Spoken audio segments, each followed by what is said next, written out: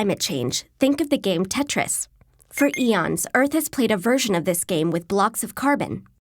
They enter the atmosphere as carbon dioxide gas from volcanoes, decaying plant matter, breathing creatures, and the surface of the sea. And they leave the atmosphere when they're used by plants during photosynthesis, absorbed back into the ocean, or stored in soil and sediment.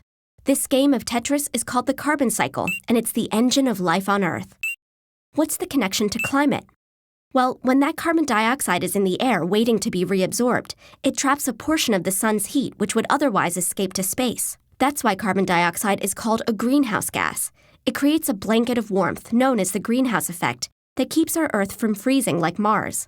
The more carbon dioxide blocks hang out in the atmosphere waiting to be cleared, the warmer Earth becomes. Though the amount of carbon in the atmosphere has varied through ice ages and asteroid impacts, over the past 8,000 years, the stable climate we know took shape, allowing human civilization to thrive. But about 200 years ago, we began digging up that old carbon that had been stored in the soil.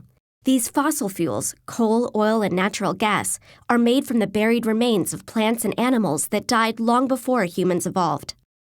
The energy stored inside them was able to power our factories, cars, and power plants. But burning these fuels also injected new carbon blocks into Earth's Tetris game. At the same time, we cleared forests for agriculture, reducing the Earth's ability to remove the blocks. And since 1750, the amount of carbon in the atmosphere has increased by 40% and shows no sign of slowing. Just like in Tetris, the more blocks pile up, the harder it becomes to restore stability.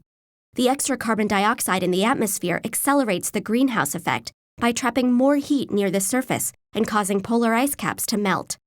And the more they melt, the less sunlight they're able to reflect, making the oceans warm even faster. Sea levels rise, coastal populations are threatened with flooding, natural ecosystems are disrupted, and the weather becomes more extreme over time. Climate change may affect different people and places in different ways, but ultimately it's a game that we're all stuck playing. And unlike in Tetris, we won't get a chance to start over and try again.